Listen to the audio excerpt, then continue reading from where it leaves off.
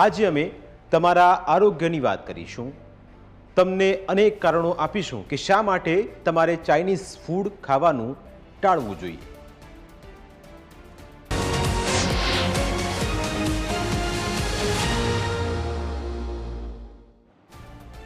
Chinese ખાનારા ચેતી જજો.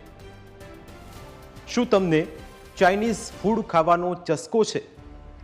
ભારતમાં છેલ્લા કેટલાક સમયથી જંક ફૂડ ખાવાનું પ્રમાણ વધ્યું છે.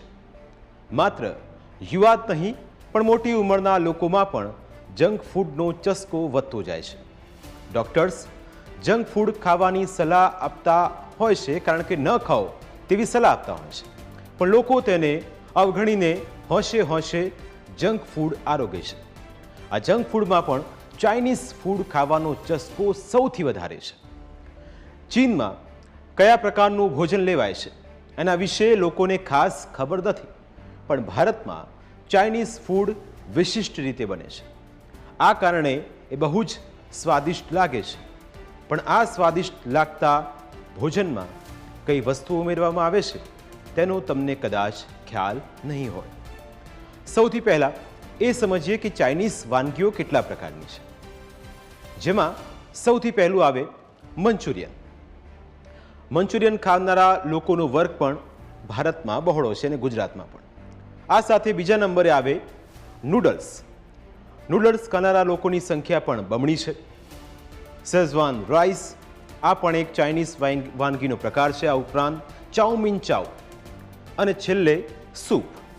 આ 5 વાનગીઓ ગુજરાતીઓ પણ ભરપેટ આરોગે છે. દરેક 4 રસ્તે તમને ચાઇનીઝ ફૂડની લારી જોવા મળશે.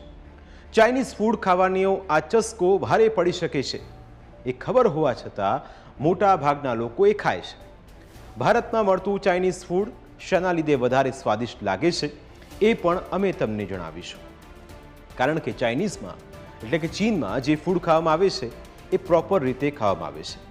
હવે ભારતમાં જે ફૂડ બને છે એમાં સોયા સોસ સહિતના સોસનો ઉમેરો કરવામાં આવે છે, જેમાં આઝીનોમોટો, વિનેગર અને કલર્સને ભેગા કરવામાં આવે છે અને એક પ્રકારનું મિશ્રણ બને છે.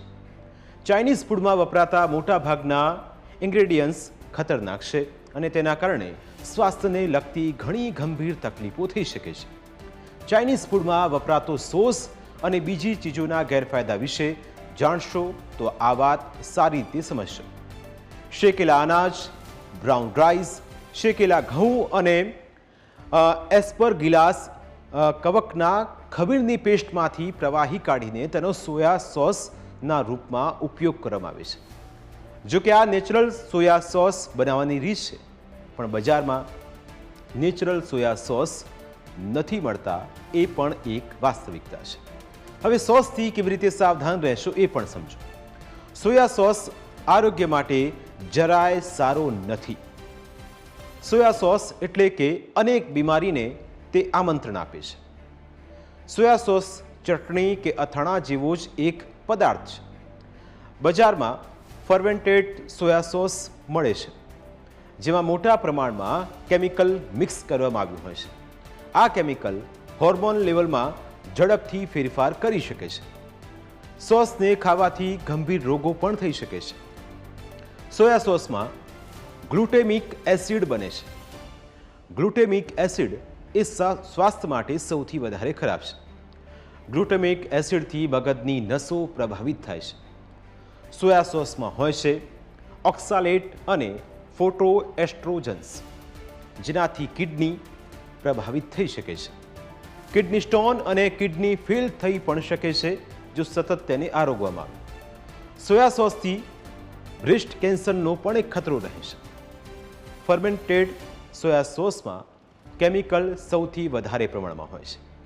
સોયા સોસના વધુ પડતા સેવનથી થાઇરોઇડની સમસ્યા પણ થઈ શકે છે. સોયા સોસમાં હાનિકારક કેમિકલ્સ હોય છે. આ કેમિકલ્સ થાઇરોઇડના હોર્મોનમાં અસંતુલન ઉત્પન્ન કરે છે. વધુ સોયા સોસ ખાવાથી ઇસ્ટ્રોજન ઝડપથી વધે છે, જેના લીધે મેલ રિપ્રોડક્શનમાં ગરબડ થઈ શકે છે. સોયા સોસ વધુ ખાવાથી પાચન તંત્રમાં અવરોધ ઊભો થાય છે. આ સાથે શરીરમાં મિનરલ્સનું યોગ્ય રીતે પાચન થતું નથી. સોયા સોસમાં રહેલા કેમિકલ્સથી આંતરડાની સમસ્યા પણ ઊભી થઈ શકે છે. સોયા સોસ ખાવાથી રેડ બ્લડ સેલ્સ જામવા લાગે છે. હાર્ટ એટેક અને અન્ય સમસ્યાઓ તેનાથી ઊભી થવાનું જોખમ રહે છે.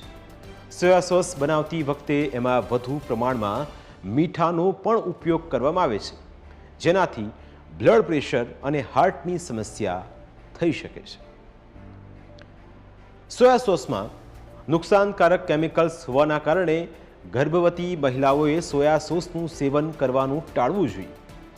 આ ગર્ભસ્થ બાળકના વિકાસમાં બાધા ઉત્પન્ન કરે છે. ચાઇનીઝ ફૂડમાં વિનેગર પણ વપરાય છે.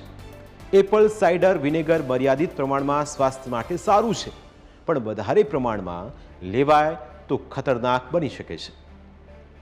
કમનસીબે ચાઇનીઝ ફૂડ બનાવનારા મોટા ભાગના લોકો એપલ વિનેગર નથી યુઝ કરતા, પણ હલકી કક્ષાના વિનેગર વાપરે છે, જેનાથી હાડકાને મોટા પ્રમાણમાં નુકસાન થાય છે. મોટા ભાગના લોકો વિનેગરનો ઉપયોગ વાસણમાંથી કાટ કાઢવા કરતા હોય છે. વિનેગરથી પેટના આંતરડા પર ખરાબ અસર થઈ શકે છે અને એની ખટાશથી શરીરના અવયવો દુખે છે. ચાઇનીઝ ફૂડમાં રહેલું વધુ એક ખતરનાક તત્વ આજીનોમોટો એટલે કે મોનોસોડિયમ ગ્લુટામેટ છે, જેને MSG પણ કહેવામાં આવે છે. પહેલા આજીનોમોટો માત્ર ચાઇનીઝ રેસ્ટોરન્ટ કે ચાઇનીઝ ફૂડ વેચતી લારીઓ પર બનતા ચાઇનીઝ ફૂડમાં વપરાતો હતો. જેમ તમે મારી બાજુમાં આ જોઈ રહ્યા છો, તે જ પ્રકારે તમને દરેક 4 રસ્તે આ જ પ્રકારની એક લારી જોવા મળતી હશે, જેના પર લખેલું હશે ચાઇના ટાઉન. પણ આ ચાઇનીઝ ફૂડ તમારા સ્વાસ્થ્યને બગાડી શકે છે. હવે એણે આપણા ઘરોમાં બનતી ચાઇનીઝ વાનગીઓ તથા બીજા ખાદ્ય પદાર્થો દ્વારા આપણા રસોડામાં પણ પગપેસારો કર્યો છે.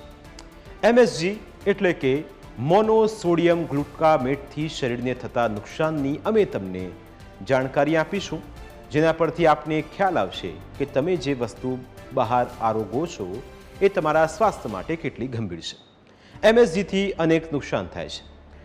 દરેક ઇન્સ્ટન્ટ ફૂડ આઇટમમાં MSG સૌથી ખરાબ ઇન્ગ્રેડિયન્ટ છે. કંપનીઓ ઇન્ગ્રેડિયન્ટ્સમાં MSG લખવાને બદલે આજીનોમોટો લખે છે, એટલે લોકોને એમ થાય કે કંઈ વાંધો નહીં આવે. પણ આજીનોમોટો શું છે એ પણ સમજો. આજીનોમોટો એક જાપાની કંપની આજીનોમોટો કોર્પનું નામ છે. આ કંપની MSG ધરાવતી પ્રોડક્ટ બનાવે છે. આજીનોમોટો બનાવવામાં સૌથી વધુ ઉપયોગ MSGનો કરવામાં આવે છે. MSGના કારણે પાચન તંત્રની લગતી ગંભીર બીમારીઓ થઈ શકે છે, એટલે કે તમારી હોજડીમાં ચાંદા પડે અને ગંભીર એસિડિટી થઈ શકે. આંતરડાનું કેન્સર સહિતના રોગોની શક્યતા પણ પ્રબળ બની જાય છે. બાળકોના સ્વાસ્થ્ય ઉપર એની સીધી અસર થાય છે.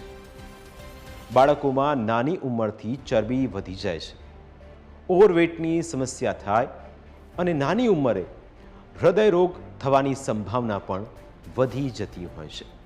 લોહીમાં ગ્લુટામેટનું લેવલ 8 થી 10 ગણું વધી જાય છે. ગ્લુટામેટનું પ્રમાણ વધી જવાથી અનેક ગંભીર અસરો શરીર પર થતી જોવા મળે છે. એટલે કે અમે તમને ચાઇનીઝ ફૂડના ઇન્ગ્રેડિયન્ટ્સની શરીર પર થતી ખરાબ અસરો વિશે જણાવ્યું, પરંતુ